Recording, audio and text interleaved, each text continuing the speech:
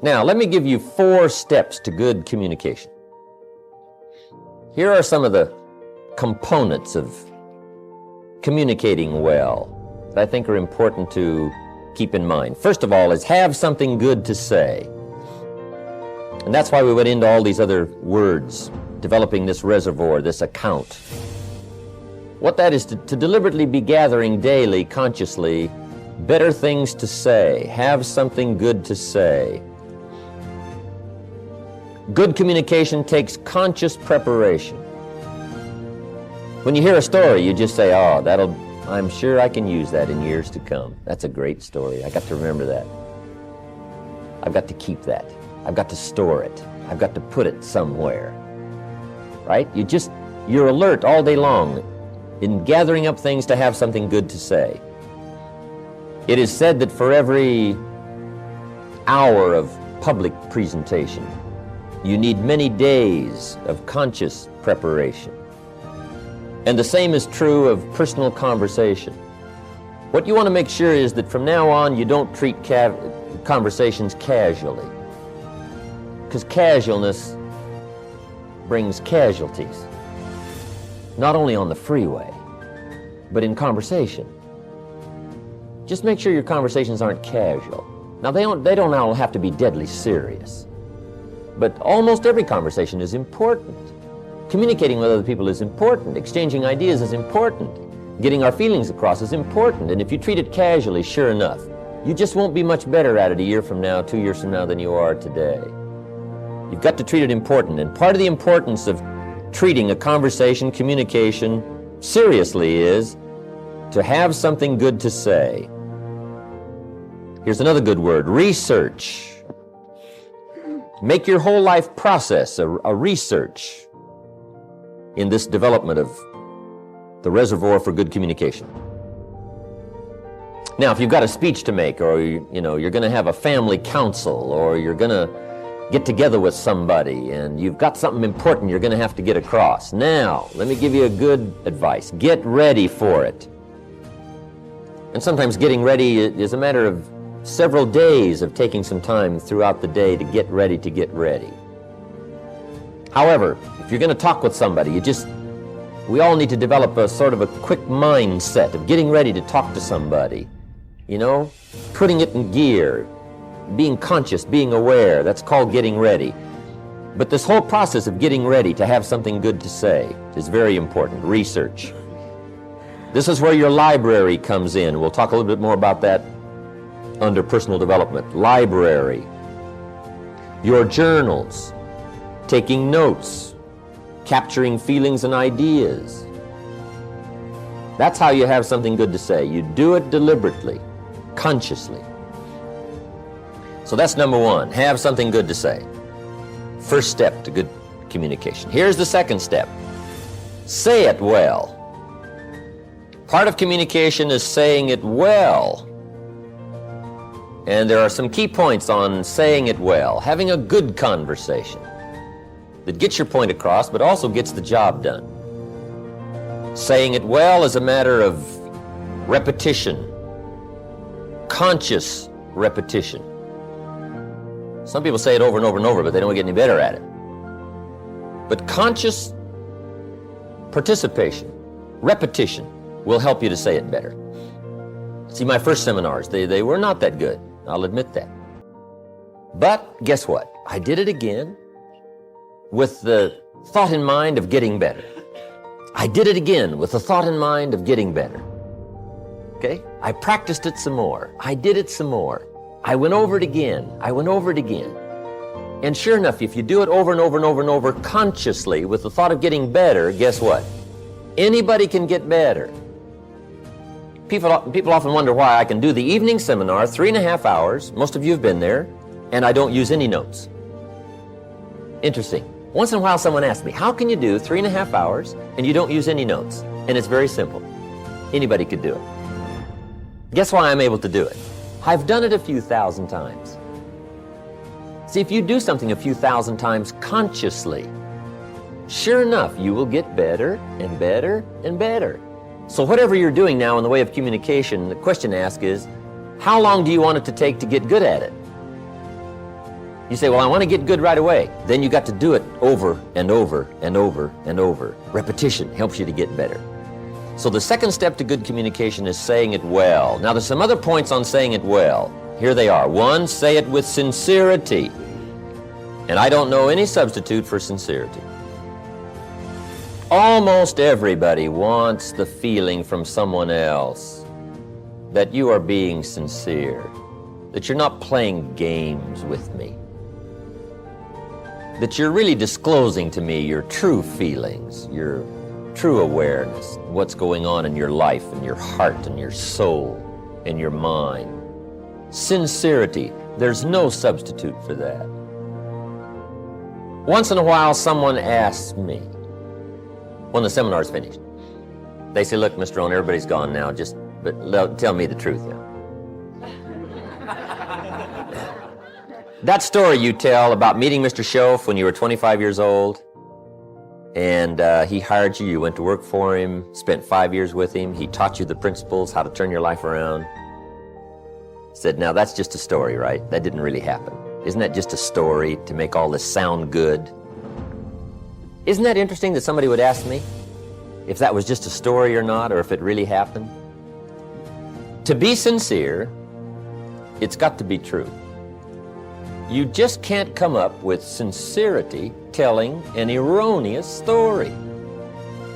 Now, you might make it sound sincere, but sure enough, someday it'll come back to haunt you. Saying it well is saying it sincerely. Saying it well is saying it accurately. You don't want lack of credibility to creep into your communication. So you just got to be sincere. Tell the truth. The truth is so powerful, you don't need to dress it up with fiction. Another part of saying it well is saying it with brevity. Don't linger too long on any one point, because I got a good disclosure for you. The human attention span is short. You can't linger too long on any one thing. You've got to move along. So brevity. I used to tell long stories. And I stretched them out so long, people forgot the beginning by the time I got to the end. And now the end doesn't make much sense, right? Because you can't hook them both up. I just drug them out too long. People get weary. You just got to practice being brief. Short. Attention span is short. The best practice on this is to practice with kids, because their attention span is really short, right? And they don't mind telling you, right?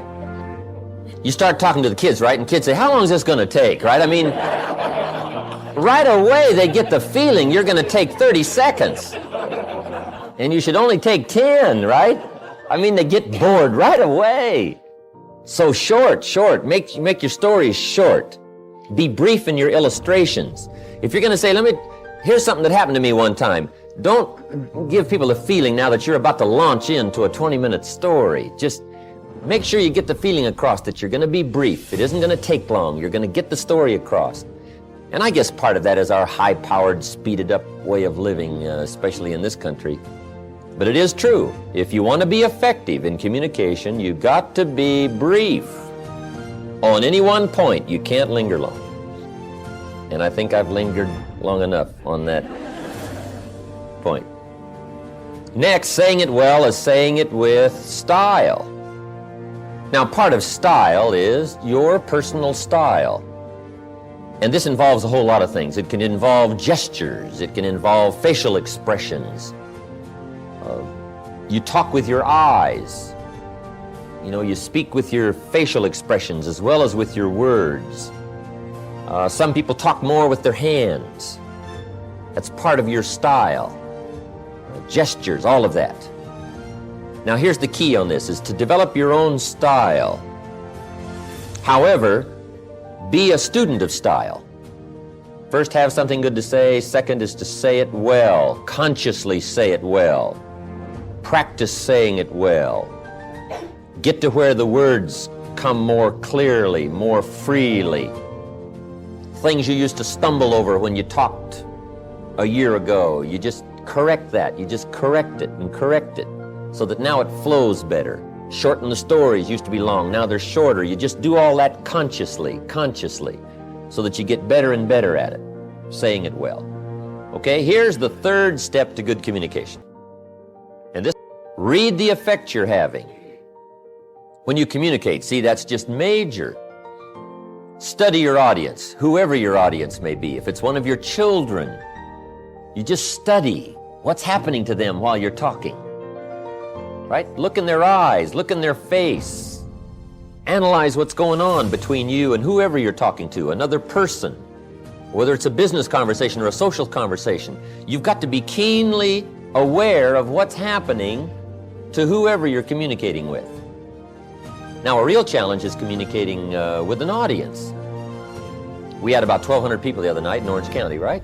And I've got to make sure that everybody from down here, down in front, way in the back, how to gather up 1,000 people's attention, right, for the 3.5 hour period. Now, that's a real challenge. I didn't used to be that good at it. In fact, when I first started lecturing, I was hardly aware of my audience. I was so absorbed in my notes and my material, guess what? They could have all got up and left, and I would have never known it. I wouldn't have missed them. I'd have just kept right on talking, right? Because I was so absorbed in the material, I was so absorbed in trying to say it right and do it right, that I was not aware of what was going on with my audience. But you've got to read the effect you're having for a really effective communication. Now, if it's just an informal communication situation, you can just ask the question, do you read me? Right? Does it make sense? Did I say it well? And you get this feedback right, so you can actually start checking how you're doing with somebody if it's informal. You can just ask, okay? Now, what you've also got to learn to do is read some of the subtle things that are going on with whoever you're talking to. Because especially humans, or especially adults, you know, when we get a little older, we have these tricky ways of looking like we're interested when we're really not. And if you want to be a good communicator, you just got to pick up some of those signals. Now, part of it you can pick up by what we call body language. Some people just sort of quickly disclose their feelings about whether or not you're effective or it's coming across, and they just sort of relay to you by their, what we call body language. It's kind of a new study. I haven't studied that much about it, but there is a book called How to Read a Person Like a Book. How to Read a Person Like a Book by Nuremberg. You just might make a little study on that. Now, don't get too involved in it, because sometimes you can so watch somebody in the way they blink their eyes, and you know, you're looking at their ears and looking at their hair, and now you get too carried away and trying to figure out, you know, all about them. But you can get some indication. But here's what'll play you good no matter what. It's called just pure common sense. You just look at somebody, you can kind of tell. If somebody just folds their arms and they tuck their head down like this, sure enough, you've probably got some more selling to do. I mean, you've got to pour it on, or maybe you should change the subject, or maybe you should quit, right? You just kind of analyze, you know, what's going on here, right? Some things are just fairly obvious.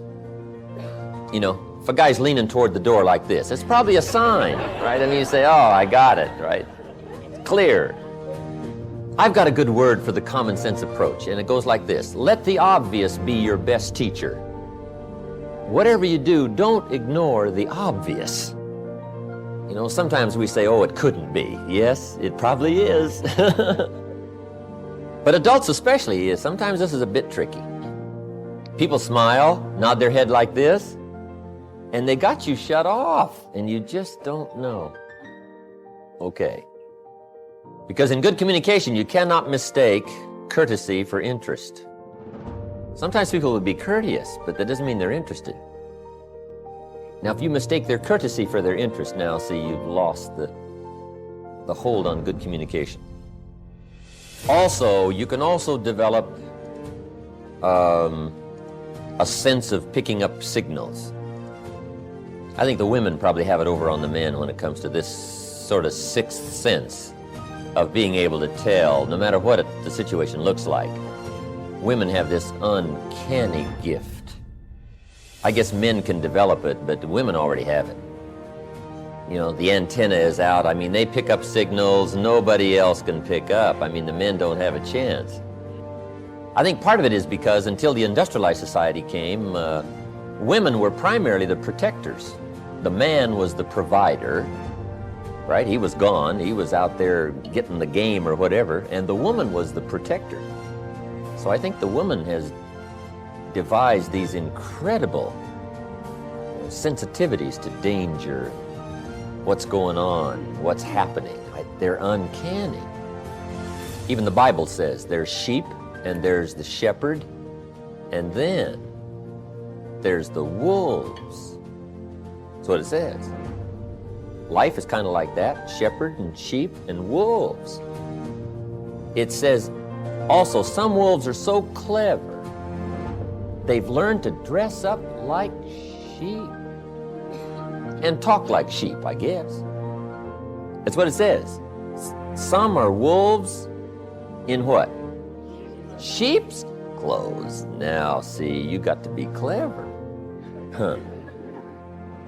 The man says, well, looks like a sheep, talks like a sheep. Woman says, ain't no sheep. I mean, take my word for it. But that's that long developed instinct, I guess, right? In the middle of the night, she says, wake up, something isn't right out there. He says, right? I mean, he's gone, right? She says, no, something, right? She has this uncanny sense. So that's part of, being able to read is picking up, Mr. Schoaf called it signals. He says, we all throw off signals, vibrations. I don't understand all I know about that. Have you heard the expression, a dog can tell whether or not you're afraid of him? I guess that's true. We throw off a certain kind of signal, and animals, right? They just pick it up, they know. And you can't fake them out, right? You can say, I'm not afraid of you. Dog says, who are you kidding, right? I mean, come on. Okay, being able to read, that's so important. Reading your audience. How you're doing.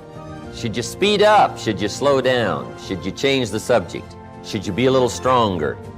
Just be more aware of whoever you're talking to, right? Look a little more intently at somebody. Try to pick up what's happening between you and the audience, or the person, or the child, or the business partner. You can't believe how it will affect your ability to communicate if you'll practice this part of picking up what's happening between you and someone else.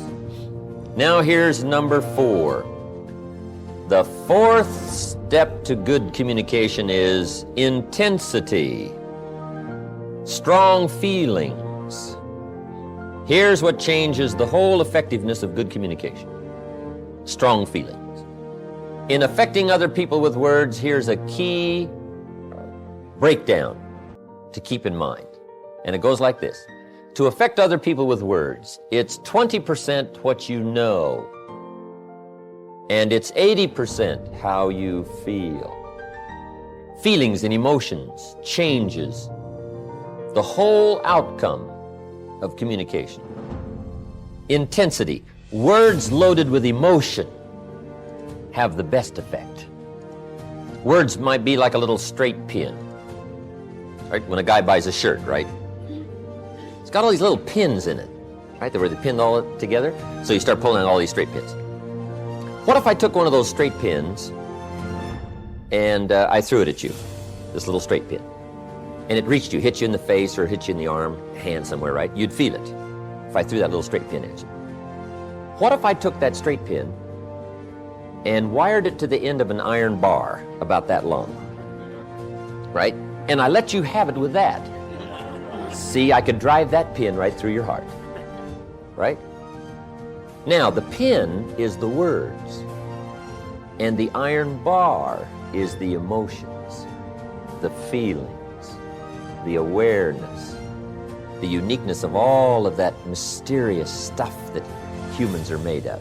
If you will learn to put more of you into what you say, put more feelings, more awareness, more uniqueness, strength of character, conviction, strong feelings, whatever that is, just be more aware of putting more of you into whatever you say.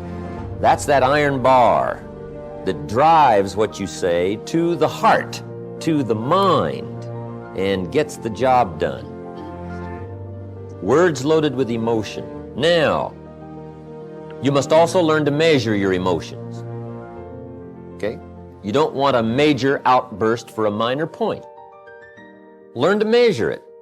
Okay. Some conversations or some points may need, right, just a mild blend of emotional feelings. And then another point may need a strong one, but you got to learn to measure that, okay? Not too much for something minor. You don't want to shoot a cannon at a rabbit, right? It's effective, but you got no more rabbit. So learn to measure your emotions. Now, here's something important. Where does emotion come from? Where do our feelings come from? Here's where they come from. The emotions that can really help in all of your future conversations, communication. It's the blend of all of your experiences and how they have affected you. The blend of all of your experiences and how they have affected you. That creates now your emotional content, creates your emotional vitality and worth. So that's part of the getting ready experience on the emotional side. Be aware of your feelings. Be aware of your emotions. And as that experience grows, now when you get ready to talk, you've got the blend of knowledge and the blend of feelings to put into your conversation. And that's what creates the power. Now I have one more point and we'll take our break. It says, don't forget to say it. Part of communication is simply being aware that more often than not, things need to be said. It's pretty easy to take for granted, especially the people that are close around us, that they already know how we feel. But you got to keep expressing how you feel. Here's a good phrase. Actions are no substitute for words. Now, we've used the other phrase, right? That words are no substitute for action, and that's true. Just talk, talk, talk, talk, talk, and not acting. See, that's not good. But here's what else is not good. All of the action and no talk. Make sure that the words accompany the action. Don't fail to say it. Probably one of the greatest difficulties in married life is this breakdown in communication. Not clearing the air often enough. Not keeping this open dialogue going constantly. One thing I found out, take nothing for granted. Say, well, surely they understand. Well, just explain it one more time. Just say it one more time. Don't take a chance that whether they know it or not. Bring up the subject again. Make sure it's clear. It's too easy to let it slide and not make it clear. Especially the people around you. Say, how often do you have to tell the people that you love them? How often? Answer, often. Often. We all need reassurance. We all need it to be clear and pointed so that we know there are some things you just don't let go. And there are some actions that will only say certain things they won't say at all. You can give somebody flowers, but flowers won't do all the talking. Flowers say, you remembered. That's probably what flowers say. But flowers don't say, you do incredible things to me. Nobody affects me like you do. Now see, flowers will talk, but they won't say that. That's the card you've got to put along with the flowers. Let the flowers say whatever they can say, but then don't fail to put the other words with it. Because the words are so important. Judy gave me this watch back when I had a birthday in 1972, I believe it was. And it was a neat watch, Le Coultre. If all goes wrong, I can cash the watch in and live for a while, right? I mean, Judy was always doing things like that. Fabulous watch, neat gift for my birthday. But see, better than the watch was what she wrote on the back. I appreciated the watch, but the words were better than the watch. On the back, she had inscribed, my love for all time, your Judy, September 1972. See, the watch was neat, but the words, she could have put the words on a Mickey Mouse watch. Pardon me, Walt, I didn't mean to downgrade your mouse. But see, the words were what was really important. So I'm saying, let actions speak, but make sure the actions don't substitute for the words. Make sure you say it. And if you'll make sure you'll say it, you'll get better at it. You'll get the practice. You'll learn to put more feelings in it. You'll learn to say it well, say it better. And this whole process of communication for you, if you don't treat any of it casually, will start to grow. And you will be even startled in the next few weeks, the next few months, at what happens as a result of your future conversations if you become more aware of these things that we have just talked about. Sensitivity, fascination, interest, working knowledge, having something good to say, saying it well, reading the effect you're having, and the intensity of strong feelings.